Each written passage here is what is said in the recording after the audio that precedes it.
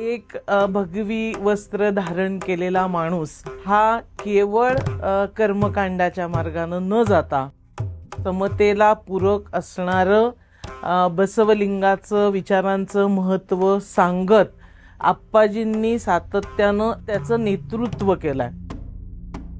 या मठात आल्यानंतर तुम्हाला पाणी मंत्र मिळणार नाही, लिंबू मंत्र मिळणार नाही, ताईत मंत्र मिळणार नाही. तुमच्या अंधश्रद्धेला खतपाणी घालण्याचं कुठलंच काम होणार नाही. तुमच्यामध्येच परिवर्तन घडून देण्यासाठी आप्पाजी इथं पुस्तकांचा प्रसाद देतात.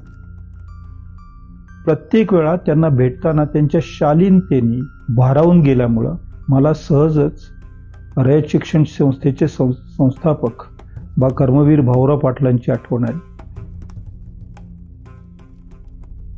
त्यांना अगदी आईवडिलांनीही टाकून दिलेलं आहे, नाकारलेलं आहे.